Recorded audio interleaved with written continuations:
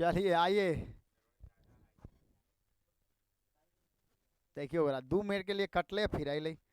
चलिए सुनिए इधर बाबू, तो इतना बात याद हो गया ना आप लोग को, कोई दिक्कत? एक बार बताइए तो बायोलॉजी शब्द किसने दिया? बायोलॉजी का जनक, बायोलॉजी किसको कहेंगे? बायोलॉजी को कितने वर्गों में बांटा गया? पहला, क्लियर। बताइए जंतु के बारे में अध्ययन करेंगे तो पेड़ पौधा के बारे में, सूक्ष्म छोटे मोटे जीव जंतु के बारे में। बताइए जंतु विज्ञान का जनक, वनस्पति विज्ञान का। क्लियर हो गया यहाँ तक? चलो अब हम लोग चलते हैं 10 क्लास का पहला चैप्टर पढ़ने। देखिए पहला चैप्टर जो है मेरे भाई वो क्या है? जैव प्रक्रम। आइए ना दिखा ही देते हैं। बायोलॉजी, देखिए बच्चों, लड़का, जैव लाइफ प्रोसेस, जैव प्रक्रम, यही पहला फर्स्ट चैप्टर दिया है। इसमें आपको पढ़ना कितना है? 5 को। कितना पढ़ना है मेरे भाई?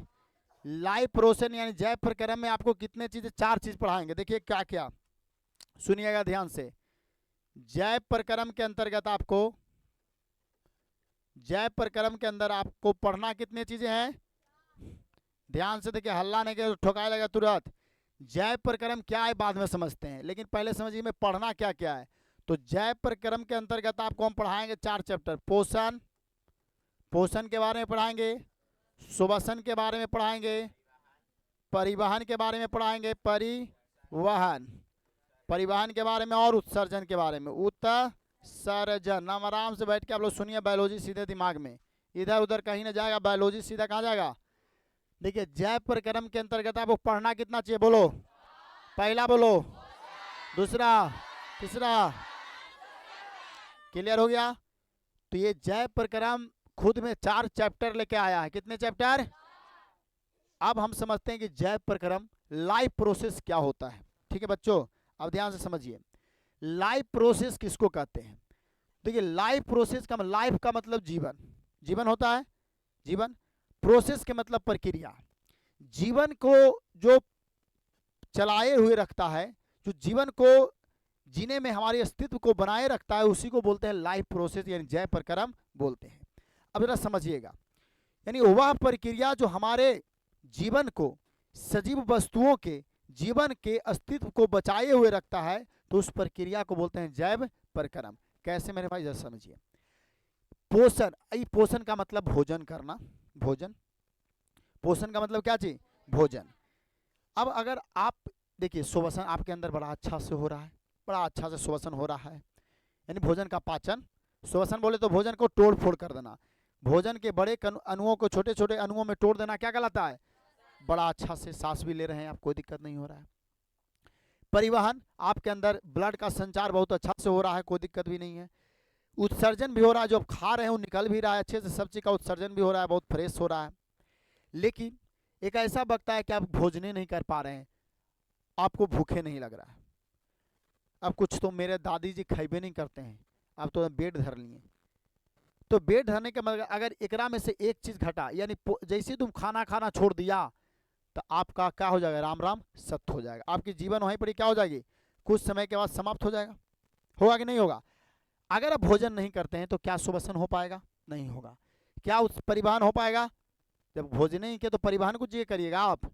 अच्छा, जब परिवहन नहीं हो तो उत्सर्जन भी कुछ नहीं होगा, आपने कुछ डाला ही नहीं तो निकालेगा कुछ ही, बात है ना। जब इनपुट करिएगा था ना आउटपुट निकलेगा कुछ, मशीन में आपने कुछ नहीं दिया, यानी आपका एक चीज बंद होने से सब चीज बंद हो जाएगा, यानी आपका जीवन क्या हो गया? समाप्त, जीवन समाप्त हो गया। चलो चलो, तुम खूब खाया, खूब मस्त खाया, श्वसन भी अच्छे हुआ, छोटे छोटे कणों में तोड़ भी दिया गया भोजन को, लेकिन पाचन भी बहुत अच्छे से हो गया, परिवहन भी बहुत अच्छे से हो गया, सगरों भेज भी दिया गया, लेकिन उत्सर्जन हो ही ना रहा है, जो आपने डाला वो निकल ही नहीं रहा है। क्या ऐसा हालत हो जाएगा आपको? बड़ा खराब हालत हो जाएगा। आप एक ऐसी स्टेज पर पहुंच जाए कि हो सकता है कि आप राम राम सत्य भी हो जाएगा। यानी आप क्या देख रहे हैं कि अगर एकरा में से एक भी चीज अगर बंद हुआ तो हमारी जीवन वहीं पर क्या हो जाती है? समाप्त हो जाएगा। अगर सांस लेना आप छोड़ दिए, क्या आप बच रहे हैं? बताइए। आपके अंदर परिवहन होना बंद हो गया, जैसे खून का संचार होना बंद हो जाएगा, तो क्या आप बचिएगा? संभव है बचना? यानी देख रहे हो, ये जो चार को ऐसा चीज है हमारे जीवन के लिए, हमारे शरीर में ऑलरेडी होनी चाहिए। ऑलरेडी क्या होनी चाहिए? मैंने हमेशा, अगर एक भी बंद हुआ इसमें, आपकी जो है जीवन की अस्तित्व वहीं धरती से समाप्त हो जाएगा। समझ रहे बात को? तो अगर कोई पूछे कि जय प्रक्रम क्या है मेरे बच्चों, तो क्या बताइएगा? कि वह प्रक्रिया जिससे सजीव वस्तुओं का अस्तित्व बरकरार रहता है, बना हुआ रहता है, तो वैसी प्रक्रिया को क्या कहते हैं? यानी वह प्रक्रिया जो सजीव वस्तुओं के जीवन का रक्षा करता, अनुरक्षण करता है, तो उसे हम लोग बोलते हैं जैव प्रक्रम। और जैव प्रक्रम मुख्य रूप से चारे प्रकार का होता है। जैव प्रक्रम मुख्य रूप से कितने प्रकार के? 4 प्रकार का होता है। वो पहला है पोषण, दूसरा सुभाषण, तीसरा परिवहन, चौथा, इसको हम जैव प्रक्रम कह सकते हैं, क्योंकि हमारे जीवन का ये रक्षा करता है, अनुरक्षण करता है, हमारे जीवन का अस्तित्व को बनाने में मदद करता है, बनाए हुए रखता है ये इस धरती पर। अगर आप जीवित हैं तो आपके अंदर ये चारों चीज होगा। अगर आप जीवित हैं, आप सजीव वस्तु हैं, तो आपके अंदर ये चारों चीज होगा। अगर आप सजीव नहीं है तो ये चारों चीज नहीं होगा। जैसे आप बताइए, ईंटा पत्थर में चारों चीज होगा, निर्जीव वस्तुओं में चारों चीज होगा जी? बताओ, ये बोर्ड जो है, बोर्ड में सुभाषण होता है, परिवहन होगा? नहीं होगा। बताइए, होगा? लेकिन तुम लोग में ये चारों चीज होता है कि नहीं? भोरिये से तुम लोग कोच लिया होगा, कुछ ना कुछ यहाँ तक डालने होगा, अब डाल के तो आ गया होगा, तो अंदर में काम कर रहा है सुभाषण, भोजन को तोड़ना काम कर दिया, फिर जब टूट पचे उचेगा तो परिवहन होगा, अब भोरे भोरे निकलेगा, है ना? निकला, कोई भी चीज़ों के रूप में निकल सकता है। जैसे आपने पोषण किया, सुभाषण हुआ, परिवहन हुआ, उससे ऊर्जा बना हमारे शरीर में। अब ऊर्जा हम लोग किसी को गाली दे के निकाल लें, कार्य करने की क्षमता क्या बोलते हैं? तो खाना खाए तो ना ऊर्जा आएगा, किसी को मारने में निकाल लें, दिन भर धोगने में निकाल लें, कैसू ना कैसू तो उत्सर्जन करवे ना करिएगा उस चीज़ों को, कोई ना कोई चीज़ में निकालिएगा। अगर आप सिर्फ खा रहे हैं, परिवहन सुभाषण सब हो रहा है और उत्सर्जित हो ही नहीं रहा है, तो आप पगला जाइएगा। इतना एक दिन बल आ जाएगा शरीर में, खा रहे हैं खूब, शरीर में गर्मी आ गया और उसको हम निकाल ही नहीं रहे हैं, तो क्या हो जाएगा? शरीर खराब हो जाएगा, एक ऐसा स्टेज पर पहुंच जाएगा कि आपका राम राम सत्य हो जाएगा। समझ रहे? अब जरा सोचिए, तो जैव प्रक्रम में इतना बात समझ में आया आप लोगों को? जैव प्रक्रम का मतलब क्या? वह प्रक्रिया जो हमारे जीवन को, सजीव वस्तुओं के जीवन को बनाए हुए रखता है, तो उसी को हम लोग क्या बोलते हैं? और जैव प्रक्रम के अंतर्गत कितने घटनाएं मुख्य रूप से होती है? बताइए। पहला, दूसरा, तीसरा, चौथा। लेकिन जैव प्रक्रम के अंतर्गत अगर हम जनन बोले तो जनन भी आ सकता है, आएगा, जनन भी आएगा, नियंत्रण एवं समन्वय भी आएगा। नियंत्रण एवं समन्वय, देखिए समन्वय सही लिखा लेना हो, बाकी हिंदी आपने देख लीजिएगा। जनन, नियंत्रण एवं समन्वय, इसके बाद वृद्धि एवं विकास, वृद्धि एवं विकास, ये सब एक प्रकार का जैव प्रक्रम है मेरे बच्चों। ये सब क्या है? जैव प्रक्रम है। जनन भी है, नियंत्रण एवं समन्वय भी है, लेकिन वृद्धि एवं विकास भी है। लेकिन जरा सोचो आप थोड़ा सा, अगर कोई व्यक्ति जनन नहीं करेगा, सेक्स की क्रिया अगर नहीं कर पाता है, तो क्या व्यक्ति मर जाएगा? ऐसा है? ये जीवन जीने के लिए आवश्यक नहीं है, ये स्वैच्छिक क्रिया है यार। इच्छा करेगा तो हम कर सकते हैं, नहीं इच्छा कर तो नहीं करेंगे, तो इसे मर तो नहीं जाइएगा आप लोग। पीछे यहाँ ध्यान देना है, कहाँ अहिड़ाएगा तुरंत। तो अब देखो, नियंत्रण एवं समन्वय, हमारे शरीर में कोई चीज़ों का नियंत्रण होती है, कोई चीज़ का नियंत्रण नहीं हो पाता है, तो इससे क्या हो जाएगा? मरेंगे थोड़ी है, मर नहीं सकते हैं। वृद्धि एवं विकास, कोई का वृद्धि होता है, कोई का विकास नहीं हो पाता है। जैसे किसी का माइंड का विकास हो गया, किसी का नहीं हुआ, किसी का शरीर का विकास हो गया, वृद्धि हो गया, किसी का नहीं हुआ, क्या इससे आप मर जाइएगा? नहीं मरिएगा। अब मान लीजिए कि हमारा माइंड का विकास नहीं हुआ तो क्या हो जाएगा? नहीं है, लेकिन जिंदा तो रहिएगा ना आप लोग जी। तो देख रहे हैं आप लोग, कुछ ऐसे जैव प्रक्रम है जो हमारे जीवन में कोई मायने नहीं रखता है। इच्छा पर हो गया तो भी ठीक, नहीं हुआ तो तब भी ठीक, लेकिन ये जिंदगी जीने के लिए चारों क्या है? क्या है? तो इसलिए चारों को हम लोग जैव प्रक्रम कहेंगे। क्या आप बोलेंगे? लेकिन इसको हम लोग जैव प्रक्रम नहीं बोलेंगे, इसको हम लोग जैव प्रक्रिया बोल सकते हैं, जैव प्रक्रिया। लेकिन मुख्य रूप से हम जैव प्रक्रम के अंतर्गत इस सब चीजों को डालेंगे नहीं, लेकिन जैव प्रक्रम है भी ये जैव प्रक्रम, उसको जैव प्रक्रम के अंतर्गत डाला भी जाता है और इसको नहीं भी करते हैं। तो मुख्य रूप से अगर पूछेगा कि जैव प्रक्रम कौन है तो क्या बोलिएगा? पोषण, सुभाषण, परिवहन और। अब बताओ जनन जैव प्रक्रम है कि नहीं है? है सर, है सर, बोलिए ना है, लेकिन मुख्य रूप से में नहीं लाएंगे। मुख्य रूप से ये जिंदगी जीने के लिए कोई जरूरी बताइए। बहुत सारे ऐसे साधु महात्मा हुए जैसे हमारे प्रभु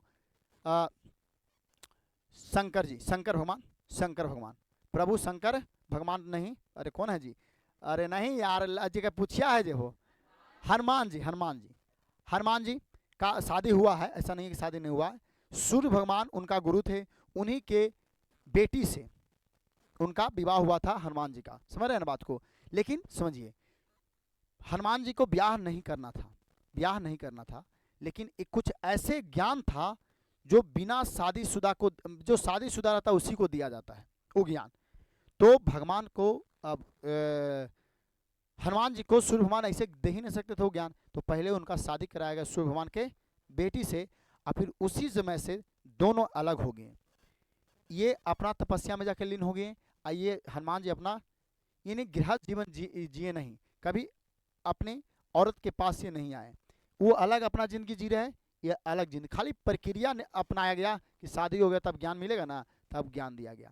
अब सोचो, तो जिसको हम लोग ब्रह्मचर्य की जिंदगी बोलते हैं, तो क्या उसमें मर गया होगा? है बहुत ऐसे लोग हैं जो पड़े हुए हैं, तपस्या कर रहे हैं, कोई दिक्कत नहीं है। तो जनन क्या एक स्वैच्छिक क्रिया है, मेरी इच्छा पर है कि करना है तो करेंगे, नहीं करना है तो समन्वय एवं नियंत्रण वही है, वृद्धि एवं विकास वही है। लेकिन मुख्य रूप से ये देख लीजिए ये चारों चीज में एक वो चीज भी बंद हुआ था, क्या हो जाएगा आपका? सीधा घर में रोबाई चालू, बाबू ए बाबू कहने चल गए बाबू, बड़ा प्रॉब्लम हो जाएगा, समझ रहे ना बात को। तो अब आइए जैव प्रक्रम की परिभाषा को देख ले। गप जो पीछे कर रहा है ना, डंटवा लेंगे और सोटना चालू कर देंगे। फिर देखिए लाइफ प्रोसेस जैव प्रक्रम क्या है, अब ध्यान से देखिए, लिख दिए हैं एकदम, वे सभी प्रक्रम जो सम्मिलित रूप से अनुरक्षण का काम करते हैं उसे हम लोग क्या बोलते हैं? दूसरे रूप में अगर परिभाषा देखते हैं तो जीवधारियों के शरीरों में होने वाली वे सभी प्रक्रियाएं जिनके कारण उनका अस्तित्व कायम रहता है, तो उसे हम लोग क्या बोलेंगे? जैव प्रक्रम कहते हैं। बताइए जैव प्रक्रम मुख्य रूप से कितने प्रकार के बताएं? तो देखिए जैव प्रक्रम मुख्य रूप से 4 प्रकार का होता है। तो जैव प्रक्रम के मुख्य रूप से 4 भाग होते हैं। बताइए पहला कौन है? दूसरा परिवहन, दूसरा सुभाषण, तीसरा परिवहन, चौथा, चलिए एक बार बोलिए, जैव प्रक्रम मुख्य रूप से कितने प्रकार के? बोलो, पहला, दूसरा, तीसरा, चौथा, एनी प्रॉब्लम?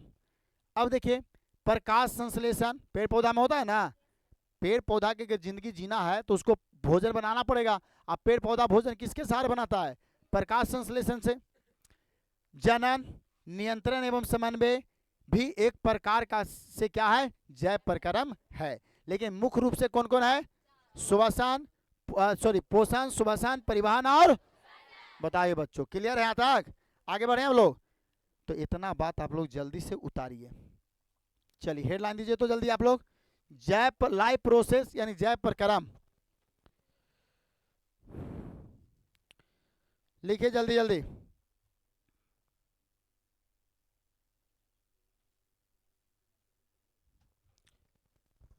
उतारो जल्दी। गाप जो है ना तुरंत कनमा पकड़ के बाहर कर देंगे, समझ रहा रे? होश में नहीं है तो साहब। लाइफ प्रोसेस जैव प्रक्रम लिखिए, वे सभी प्रक्रम जो सम्मिलित रूप से, वे सभी प्रक्रम जो सम्मिलित रूप से अनुरक्षण का काम करते हैं,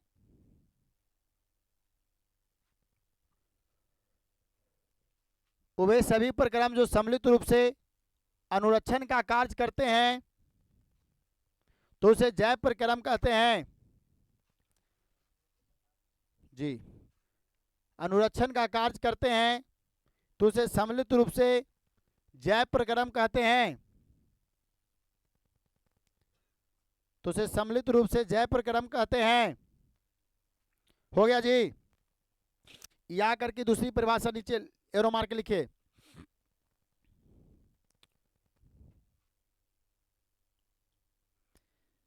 चलिए लिखिए या करके दूसरा परिभाषा, जीवधारियों के शरीरों में, जीवधारियों के शरीरों में, जीवधारियों के शरीरों में होने वाली वे सभी प्रक्रियाएं, होने वाली वे सभी प्रक्रियाएं, होने वाली वे सभी प्रक्रियाएं जिनके कारण उनका अस्तित्व कायम रहता है,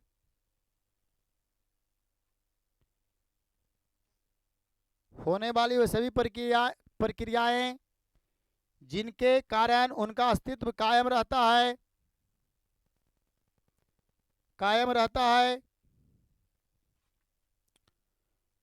कायम रहता है, तो उसे जैव प्रक्रम कहते हैं। तो उसे जैव प्रक्रम कहते हैं। तो उसे जैव प्रक्रम कहते हैं। तो उसे जैव प्रक्रम कहते हैं। चलिए क्लियर हो गया। आगे की ओर बढ़ते हैं मेरे भाई। देखिए अगला पॉइंट लिखिए, एरो मार के, एक लाइन छोड़िए, फुल स्टॉप, एरो मार के लिखिएगा। एक लाइन छोड़ के एरो मार के लिखिए। जैव प्रक्रम के मुख्य रूप से 4 भाग होते हैं। जैव प्रक्रम के मुख्य रूप से 4 भाग होते हैं। जैव प्रक्रम के मुख्य रूप से 4 भाग होते हैं, होते हैं, 4 भाग होते हैं। चलिए डैश मार के पहला पॉइंट लिखिए। डैश मारकर पहला पॉइंट, पोषण, पोषण। दूसरा में लिखिए सुबसन। पहला में पोषण, दूसरा में सुबसन। तीसरा में लिखिए परिवहन। चौथा में लिखिए उत्सर्जन। चौथा में उत्सर्जन। हो गया हीरो। चलिए अब बढ़िए आगे। एक लाइन छोड़िए, एरो मार के लिखिए, बोलिएगा। लिखिए प्रकाश संश्लेषण, प्रकाश संश्लेषण, प्रकाश संश्लेषण, जनन, नियंत्रण एवं समन्वय, नियंत्रण एवं समन्वय, प्रकाश संश्लेषण, जनन, नियंत्रण एवं समन्वय, वृद्धि एवं विकास, वृद्धि एवं विकास,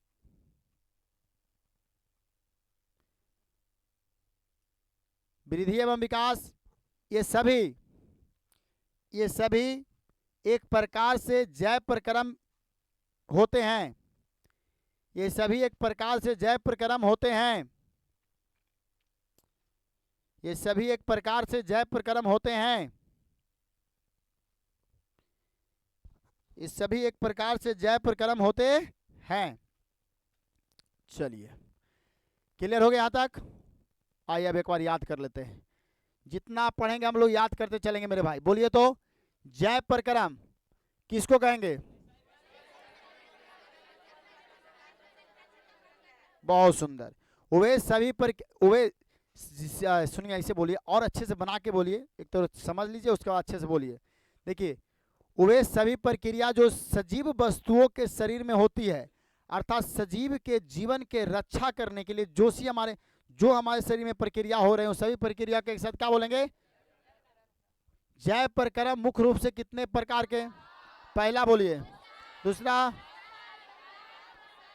लेकिन जैव प्रक्रम के अंतर्गत नियंत्रण, समन्वय भी आएगा, जनन भी आएगा, प्रकाश संश्लेषण भी आएगा, वृद्धि एवं विकास भी आएगा। कोई दिक्कत यहाँ तक? चलिए अब हम लोग बढ़ते हैं आगे की ओर।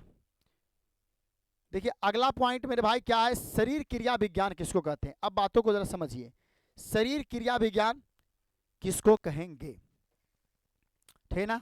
तो देखिए शरीर क्रिया विज्ञान का मतलब होगा मेरे भाई शरीर क्रिया विज्ञान।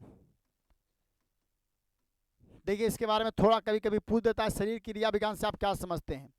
देखिए शरीर क्रिया विज्ञान, शरीर ये देख रहे हो, ये शरीर, शरीर के बारे में अध्ययन, यानी जीव जंतु पेड़ पौधे हो, चाहे हम लोग हो, चाहे जानवर हो, चाहे कुछ भी हो, उसके शरीरों के बारे में अगर जिसके अंतर्गत हम लोग अध्ययन करते हैं उसी को क्या बोलते हैं।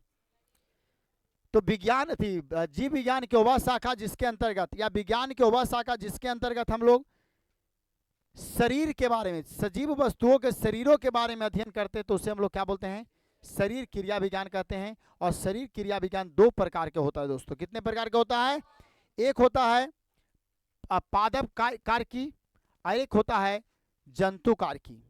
यानी पादप शरीर क्रिया विज्ञान और जंतु शरीर क्रिया विज्ञान, पादप क्रिया विज्ञान और जंतु क्रिया विज्ञान। अब देखिए पादप वाला में पादप की चर्चा, पादप माने पेड़ पौधा, पादप माने, पादप हिंदी शब्द है, पेड़ पौधा उर्दू शब्द है, ठीक है ना, तो हिंदी थोड़ा कड़ा होबे करता है। तो पादप की चर्चा यानी पेड़ पौधा की चर्चा जिसमें हम लोग कर लेंगे वो पादप क्रिया विज्ञान कहला जाएगा, यानी पादप कार्की कहलाएगा। और जिसमें जंतुओं के बारे में कहेंगे चर्चा कर लेंगे वह जंतु शरीर क्रिया विज्ञान कहलाएगा। आगे बैठ कर गधा डर जाता है कुछ रे, मार के हम चमड़िए में चिल लेंगे हम। आगे बैठिए, कहाँ बैठ दोनों समझ में नहीं आ रहा है।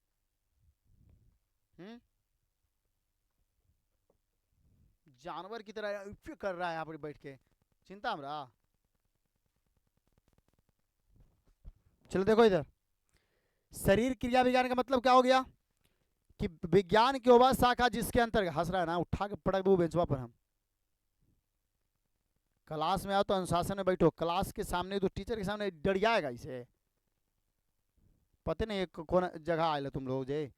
शरीर क्रिया विज्ञान सुनिए ध्यान से, विज्ञान की वह शाखा जिसके अंतर्गत हम लोग सजीव वस्तुओं के शरीर के बारे में अध्ययन करते हैं तो उसको हम लोग क्या बोलते हैं। इसको हम लोग दो वर्गों में बांट के पढ़ेंगे, पहला पादप कार्की, दूसरा जंतु कार्की, ठीक है। पादप वाला में हम लोग पादप के शरीर के बारे में अध्ययन करेंगे, पेड़ पौधों के बारे में अध्ययन कर लेंगे। और जंतु वाला में किसका चर्चा करेंगे, जंतु के शरीर के बारे में पूरा अध्ययन ले लेंगे, वही कहला जाएगा आपको कुछ जंतु, यानी जंतु कार्की कहलाएगा, जंतु शरीर क्रिया विज्ञान। चलिए आइए देख लीजिए बाबू, शरीर क्रिया विज्ञान यानी फिजियोलॉजी, इंग्लिश में इसको क्या बोलते हैं, फिजियोलॉजी। देखिए जीव विज्ञान की वह शाखा जिसके अंतर्गत जैव प्रक्रियाओं का अध्ययन किया जाता है तो उसे हम लोग क्या बोलते हैं। जैव प्रक्रिया का मतलब क्या हो गया, श्वसन, उत्सर्जन, परिवहन, पोषण, जनन, प्रकाश संश्लेषण, नियंत्रण एवं समन्वय, विकास, वृद्धि, ये सब जैव प्रक्रिया है और सब हमारे शरीर में होगा। तो शरीर का अध्ययन करेंगे सब चीज में, तो यही कहलाएगा क्या चीज, शरीर क्रिया विज्ञान, फिजियोलॉजी कहलाएगा। कोई दिक्कत यहाँ तक। देखिए फिजियोलॉजी को दो वर्गों में बांटेंगे, यानी शरीर क्रिया विज्ञान मुख्य रूप से कितने प्रकार के होते हैं मेरे बच्चों, दो प्रकार के होते हैं। तो पहला देख लीजिए आपका क्या है, जो देखिए पहला है पादप शरीर क्रिया विज्ञान, जिसको इंग्लिश यानी इसको पादप कार्की बोलेंगे, क्या बोलेंगे इसको, पादप कार्की, यानी प्लांट फिजियोलॉजी, प्लांट फिजियोलॉजी। कोई दिक्कत, प्लांट फिजियोलॉजी कहेंगे। उसके बाद जंतु शरीर क्रिया विज्ञान, जिसको हम लोग एनिमल फिजियोलॉजी, इसको और शुद्ध हिंदी में अगर बोलना चाहते हैं तो जंतु कार्की, जंतु कार्की, कार्की।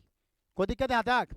तो बताइए शरीर क्रिया विज्ञान को कितने वर्गों में बांटा गया, पहला बोलिए, दूसरा प्लांट फिजियोलॉजी और एनिमल विज्ञान के वह शाखा जिसके अंतर्गत जैव प्रक्रियाओं के बारे में अध्ययन किया जाएगा उसको क्या बोलेंगे, शरीर क्रिया विज्ञान कहा जाता।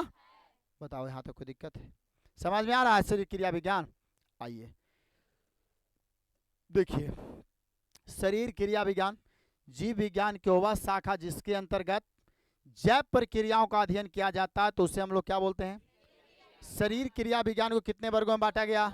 पहला बोलो, दूसरा बोलो, यहां ही याद हो जाना चाहिए। बोलो पहला, दूसरा, दिखाया जाए। चलिए लिखिए, हेडलाइन लगाइए, शरीर क्रिया विज्ञान फिजियोलॉजी। फिजियोलॉजी मेरे क्लास में सामने डंट, नाक फाड़ना, मुंह फाड़ना, ये सब अनुशासन में रहिए, यानी पता नहीं चल रहा है कि दलान में बैठे रहिए कोचिंग में, बर्बाद हो जाएगा 2 मिनट में।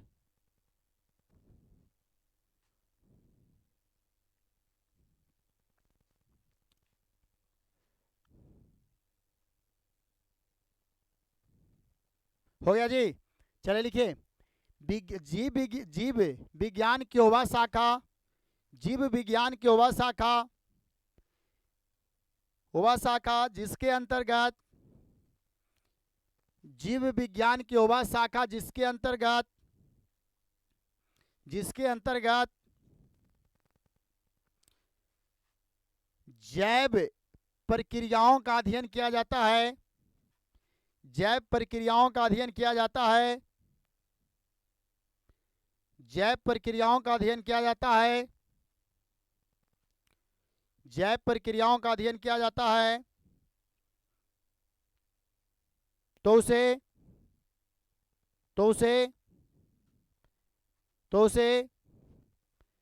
शरीर क्रिया विज्ञान कहते हैं, तो उसे शरीर क्रिया विज्ञान कहते हैं, तो उसे शरीर क्रिया विज्ञान कहते हैं, तो उसे शरीर क्रिया विज्ञान कहते हैं। हो गया जी? चलिए अब लिखिए, फुल स्टॉप लगाइए, काला छोड़ के एरो मार के लिखिए, शरीर क्रिया विज्ञान मुख्य रूप से 2 प्रकार के होते हैं, शरीर क्रिया विज्ञान मुख्य रूप से 2 प्रकार के होते हैं, शरीर क्रिया विज्ञान मुख्य रूप से 2 प्रकार के होते हैं, शरीर क्रिया विज्ञान मुख्य रूप से 2 प्रकार के होते हैं, मुख्य रूप से 2 प्रकार के होते हैं। डैश मार के पहला पॉइंट में लिखिए, पादप शरीर क्रिया विज्ञान, ब्रैकेट में लिखिए पादप कार्य की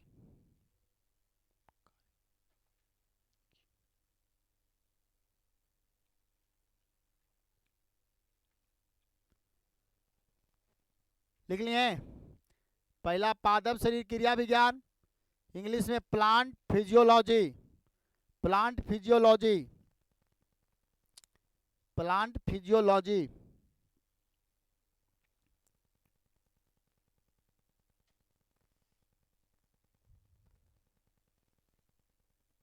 हो गया बाबू?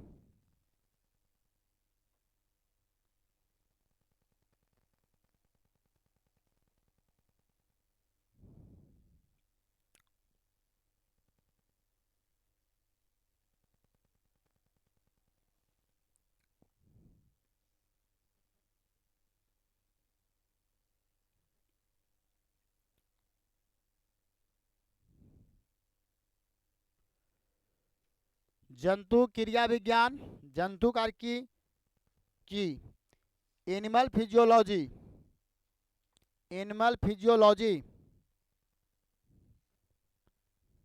एनिमल फिजियोलॉजी,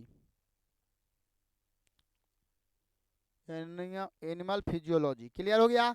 अब इसकी परिभाषा देंगे नहीं, ये तो आपको याद हो जाना चाहिए। पादप शरीर क्रिया विज्ञान यानी जीव विज्ञान के बाद, यानी पादप शरीर क्रिया विज्ञान है ना जी, माने शरीर क्रिया विज्ञान की वह शाखा जिसके अंदर हम पेड़ पौधों के बारे में अध्ययन करेंगे तो उसको क्या बोलेंगे?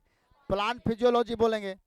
और शरीर क्रिया विज्ञान की वह शाखा जिसके अंतर्गत हम लोग एनिमल के बारे में चर्चा करेंगे, वायरस हो चाहे कुछ भी हो, छोटे मोटे कीड़े मकोड़े कुछ भी हो, जीव जंतु हम लोग हों चाहे जानवर हो, गधा हो, भैंस हो, सुअर हो, बिलाई हो, कुत्ता, किसका भी अध्ययन हम लोग कर ले, उस सब क्या कहलाएगा?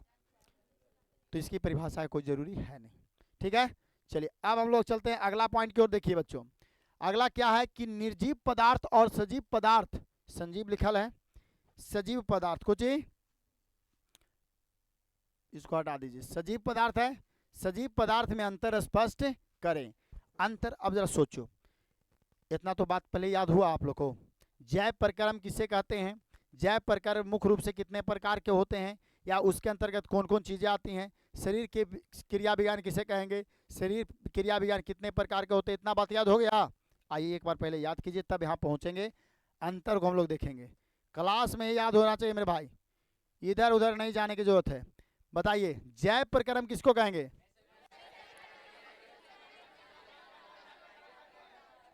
नहीं, मजे नहीं आ रहा है, ऐसे याद होगा जी, सबको एक सांस में याद कर लीजिए, बोलिए एक बार।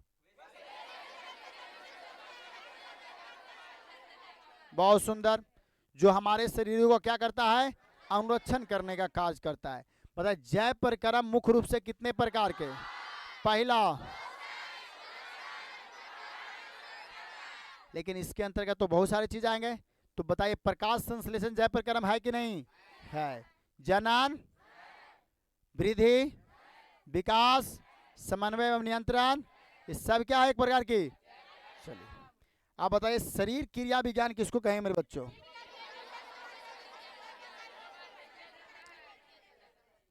जिसमें हम लोग जैव प्रक्रम विज्ञान जीव विज्ञान के उपशाखा का, जिसके अंदर हम किसकी चर्चा करते हैं, तो उसको हम लोग क्या बोलेंगे? शरीर क्रिया विज्ञान कहते हैं। चलिए आगे बताइए, शरीर क्रिया विज्ञान को कितने वर्गों में बांटा गया? पहला, दूसरा, पहला कुछ, दूसरा, लाजवाब। चलते हैं आगे की ओर।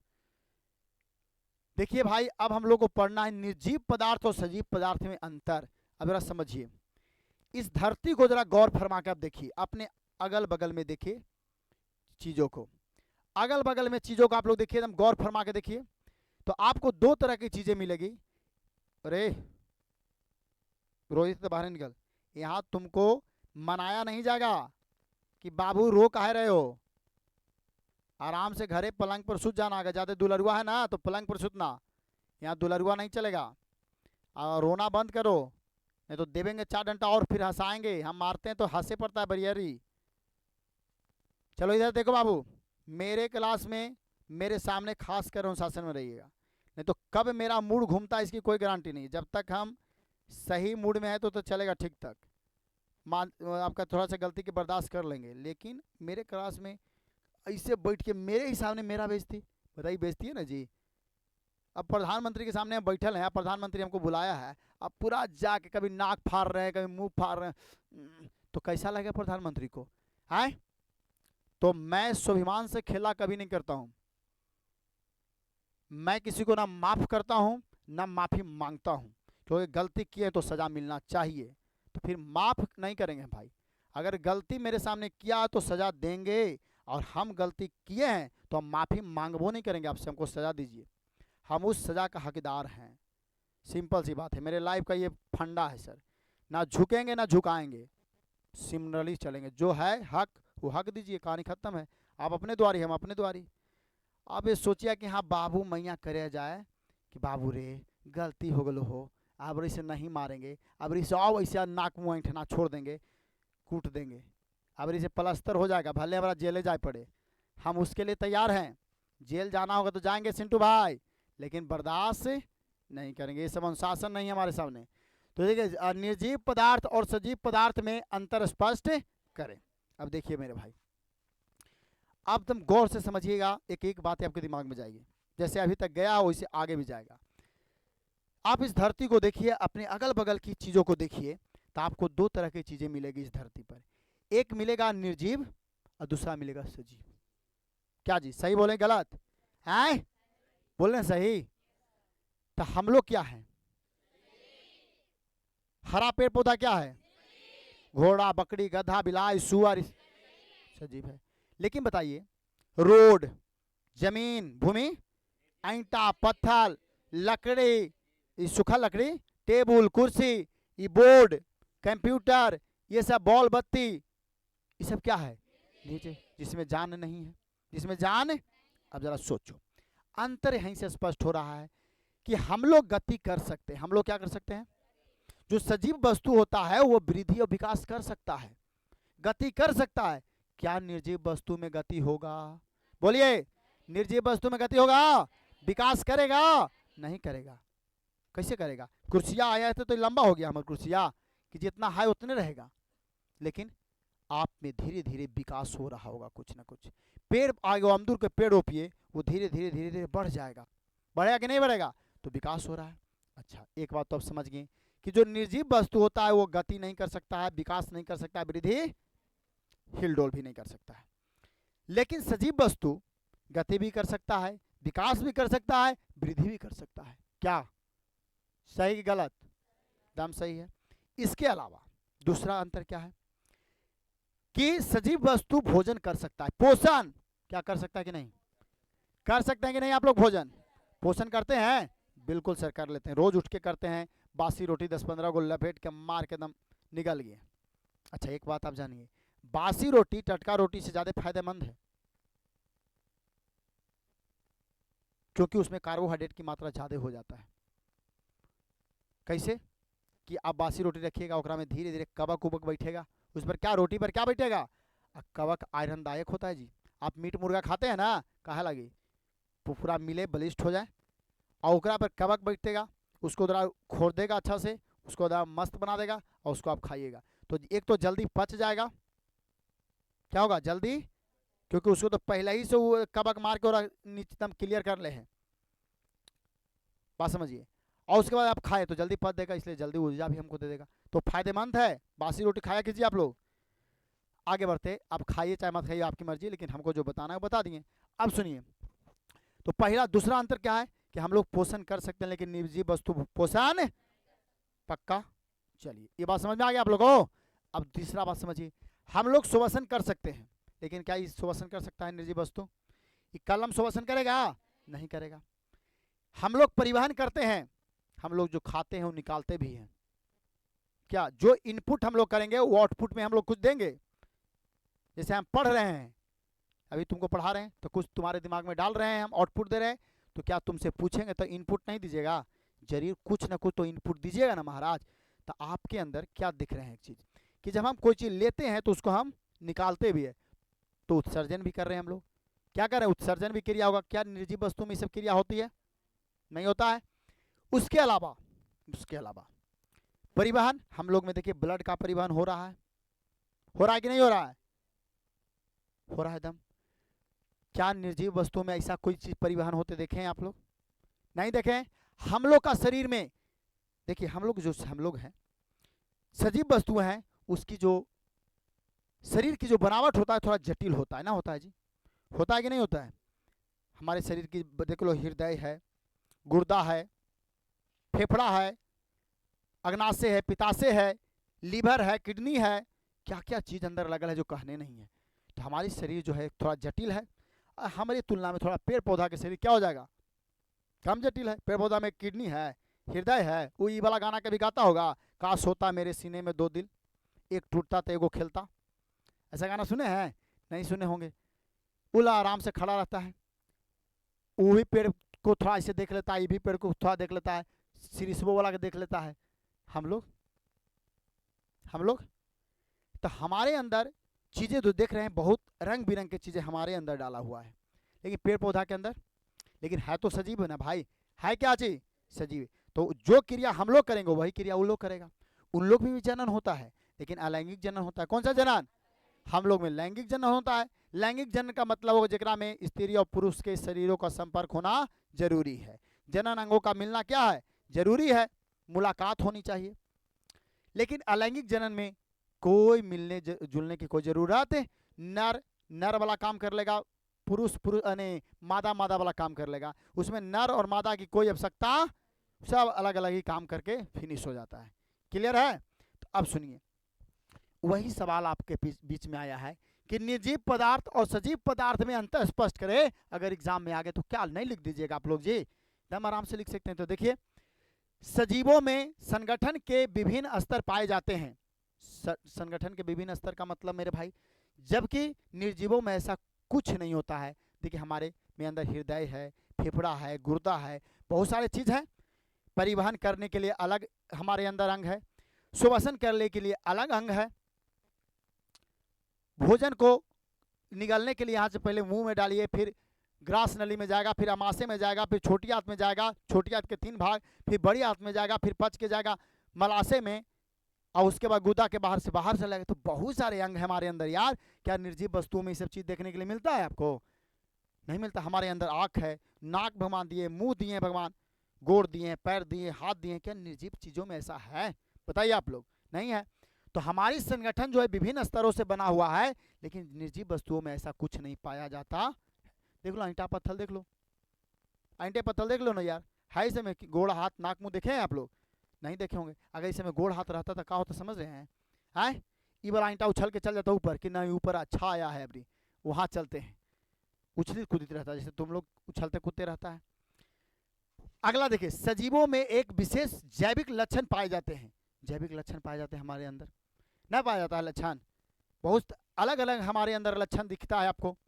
किसी में कुछ लक्षण है, किसी में कुछ लक्षण दिख रहा है आपके अंदर। जैविक लक्षण बहुत तरह का है आपके अंदर, लेकिन जबकि निर्जीव पदार्थों में ऐसा कुछ नहीं दिखता है।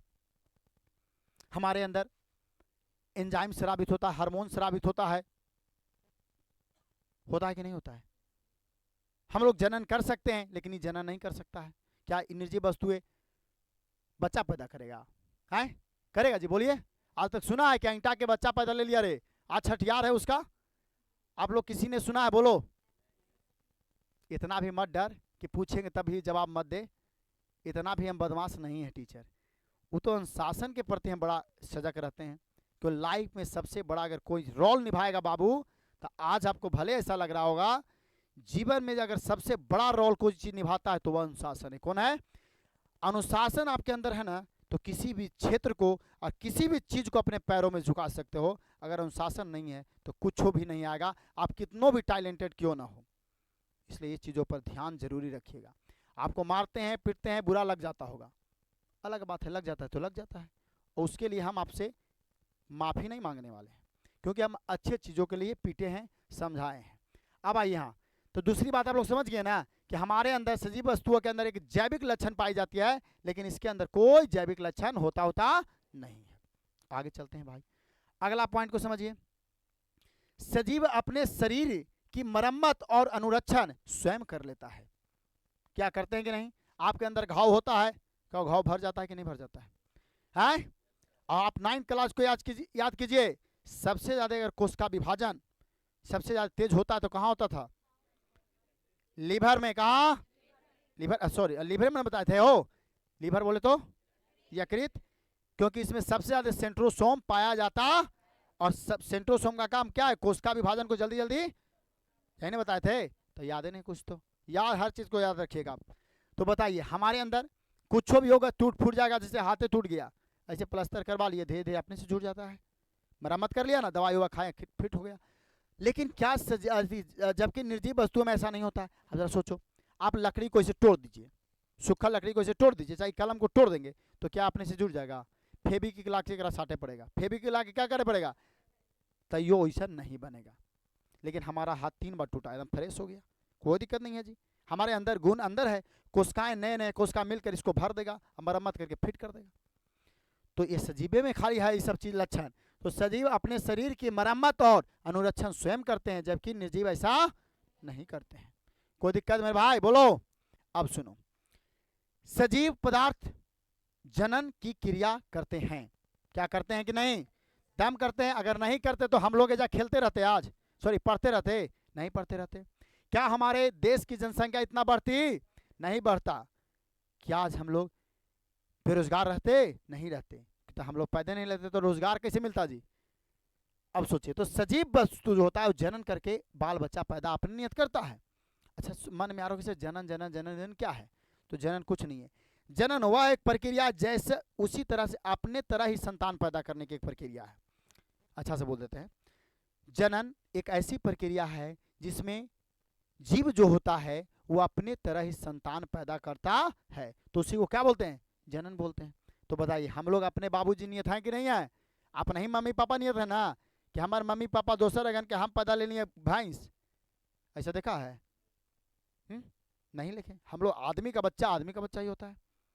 अब भले बनावट है कि गाय के बच्चा में से बकरी का बच्चा निकल गया, ऐसा संभव नहीं है, ऐसा संभव नहीं है। तो फिर बायोलॉजी चेंज हो जाएगा रे भाई, कुछ हो जाए, बायोलॉजी चेंज।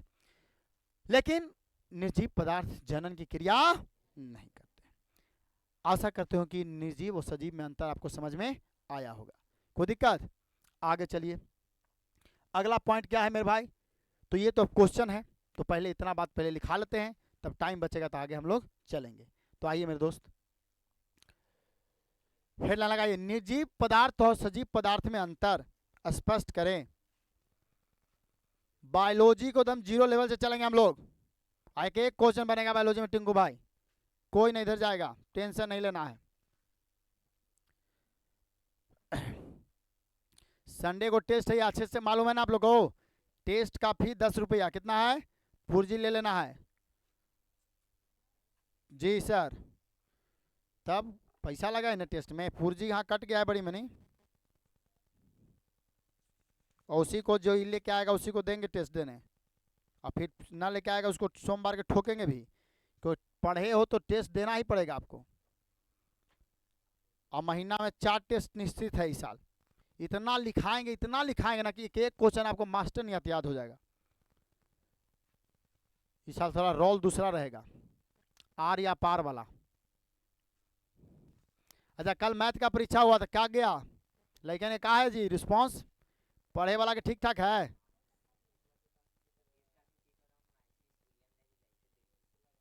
ना माहौल बना के रख दिया। चलिए बहुत बहुत धन्यवाद। मैंने चांस बनी थी हो, अगला कल का परीक्षा ठीक गया था, आज का भी एकदम मस्त गया है। मैंने 100 में 100 नंबर बना के आ रहा है लेकिन। चलिए ठीक है, अबरी सपना पूरा हो गया तो समझी थे यार, 10 साल लेके बैठा ली सपनमा को हम, लेकिन पूरा नहीं कर पाया है। चलिए आगे देखते हैं मेरे बच्चों, देखिए अगला, ये क्लियर हो गया? जल्दी करिए।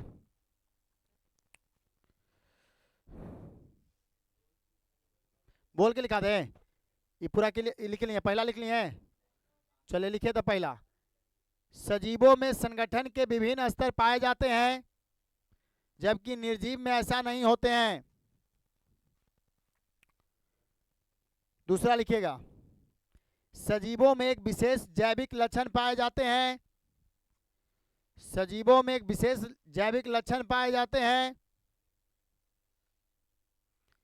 सजीवों में एक विशेष जैविक लक्षण पाए जाते हैं, जबकि निर्जीव पदार्थ में ऐसा नहीं होता है, जबकि निर्जीव पदार्थ में ऐसा नहीं होता है, जबकि निर्जीव पदार्थ में ऐसा नहीं होता है। हो गया क्लियर? चलिए अगला पॉइंट देखिए आप लोग, लिखिए तीसरा पॉइंट, सजीव अपने शरीर की मरम्मत और अनुरक्षण स्वयं करते हैं।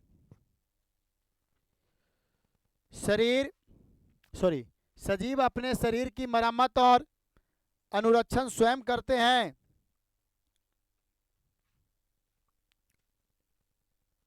जबकि निर्जीव में ऐसा नहीं होता है, जबकि निर्जीव में ऐसा नहीं होता है।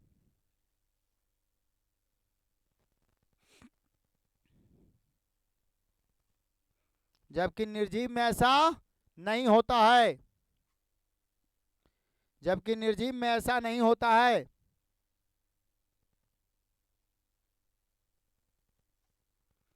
अगला पॉइंट लिखिए मेरे बच्चों, सजीव पदार्थ जनन की क्रिया करते हैं, सजीव पदार्थ जनन की क्रिया करते हैं,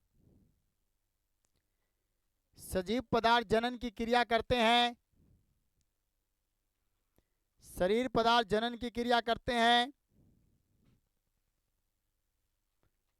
जबकि निर्जीव पदार्थ जनन की क्रिया नहीं करते हैं।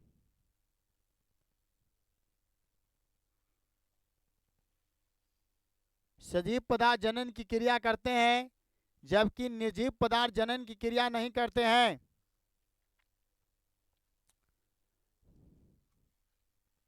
हो गया? चलिए, तो एकदम बातें को याद कर लेना है इसी क्लास में, ज्यादा दूर नहीं जाना है। जिस तरह से आप लोग फिजिक्स में एकदम एक बार पूछते हैं पूरा जवाब आता है बैच का, उसी तरह से पूरे लड़का जवाब दीजिए बायोलॉजी में भी। चलिए अब हम लोग आगे के पॉइंट की ओर चलते हैं। देखिए ये थोड़ा क्वेश्चन है, क्वेश्चन को हम लोग जान लेंगे। ये क्वेश्चन है इंपॉर्टेंट, आए या मत आए, लेकिन आगे की जो एग्जाम होगा उसमें आपको बहुत ही मदद करेगा ये सब चीजें। देखिए ये है कि मनुष्य जैसे जैसे लिखना हो, जैसे बहुकोशिकीय जीवों में ऑक्सीजन की आवश्यकता को पूरा करने में विसरण पर्याप्त नहीं है। प्राप्त लिखा गया है, पर्याप्त नहीं है।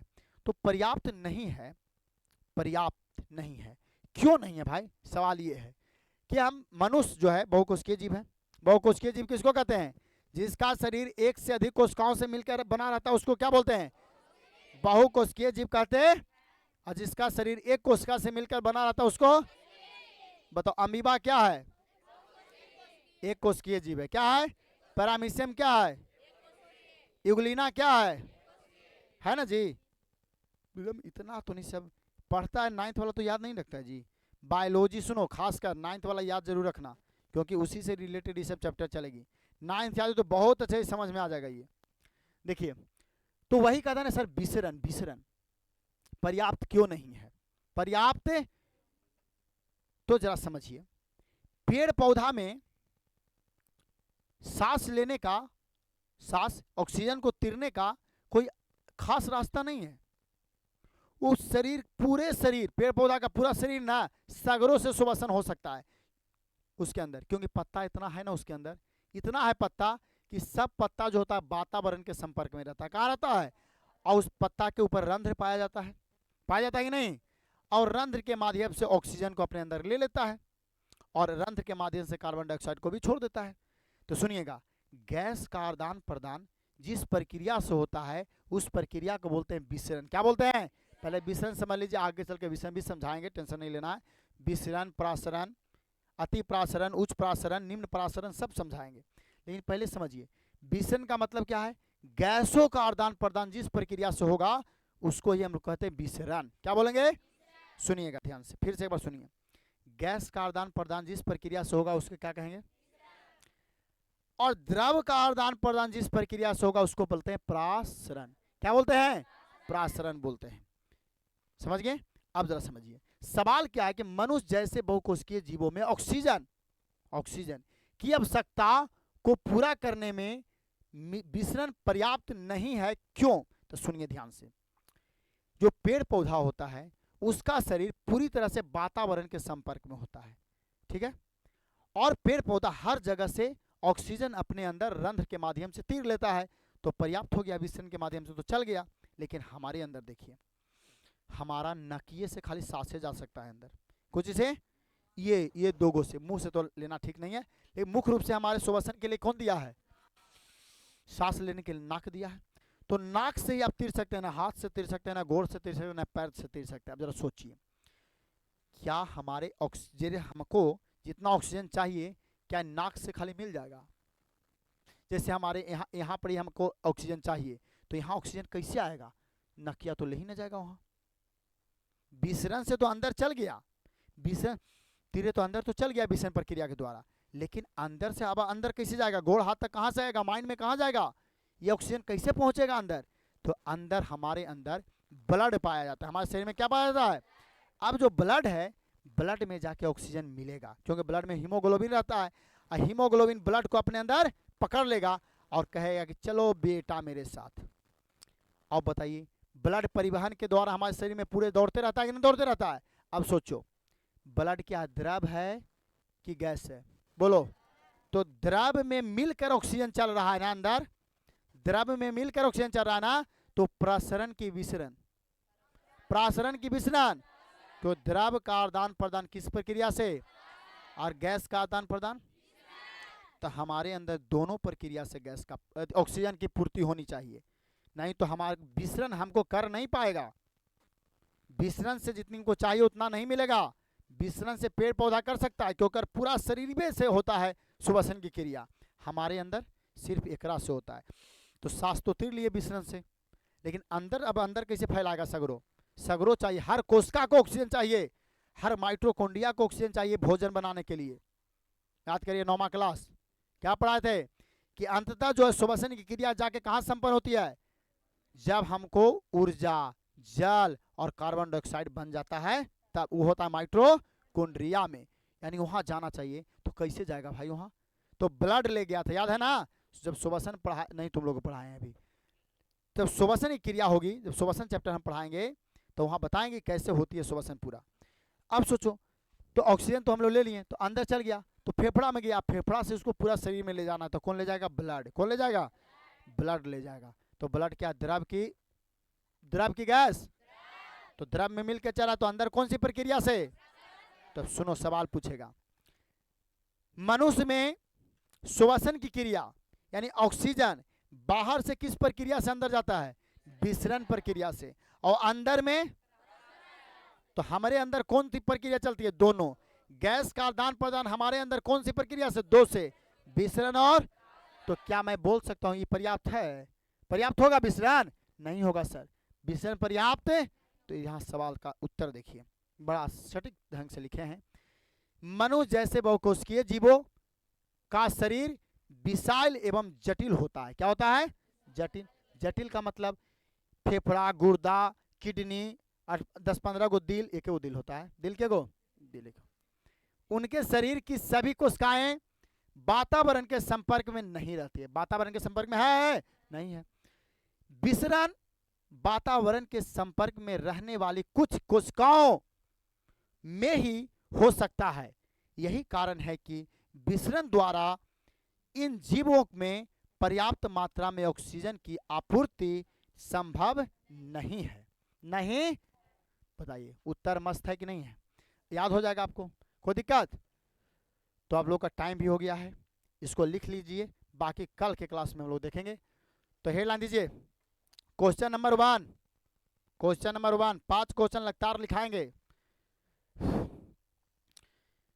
लिखिए बाबू, मनुष्य जैसे बहुकोशिकीय जीवों में, मनुष्य जैसे बहुकोशिकीय जीवों में ऑक्सीजन की आवश्यकता को पूरा करने में, ऑक्सीजन की आवश्यकता को पूरा करने में, मनुष्य जैसे बहुकोशिकीय जीवों में ऑक्सीजन की आवश्यकता को पूरा करने में, ऑक्सीजन की आवश्यकता को पूरा करने में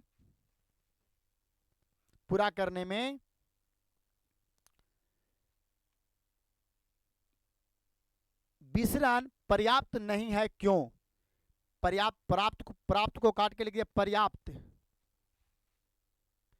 पर्याप्त नहीं है क्यों, पर्याप्त नहीं है क्यों, पर्याप्त नहीं है क्यों। हो गया जी, चलिए उत्तर लिखिए। लिखिए, मनुष्य जैसे बहुकोशिकीय जीवों का, मनुष्य जैसे बहुकोशिकीय जीवों का शरीर विशाल और जटिल होता है, विशाल और जटिल होता है, विशाल और जटिल होता है, विशाल और जटिल होता है।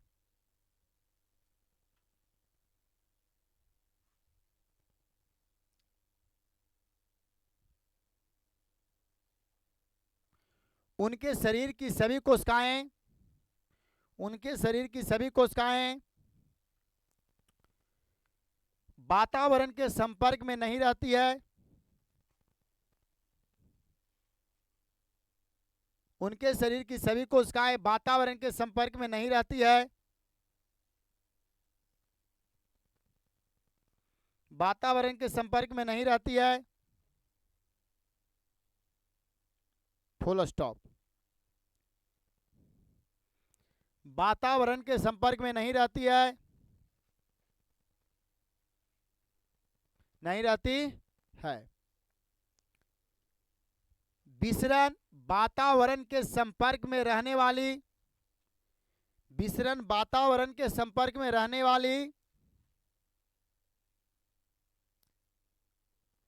वाली कुछ कोशिकाओं में ही हो सकता है, कुछ कोशिकाओं में ही हो सकता है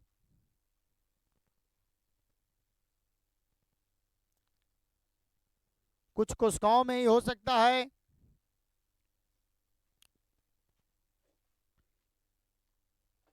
हो सकता है। यही कारण है कि यही कारण है कि यही कारण है कि विसरण द्वारा इन जीवों में पर्याप्त मात्रा में ऑक्सीजन की आपूर्ति संभव नहीं है। यही कारण है कि विसरण द्वारा यही कारण है कि विसरण द्वारा इन जीवों में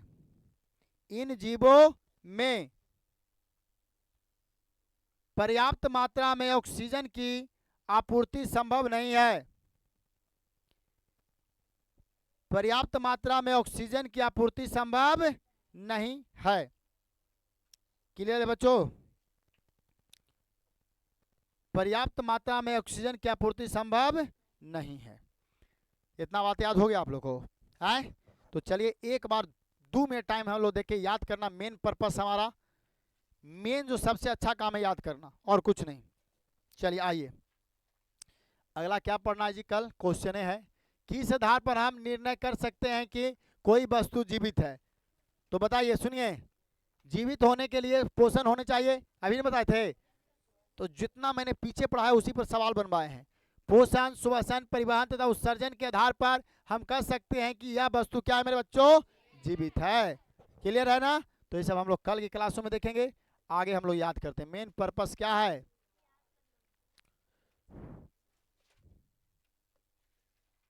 चलिए आइए,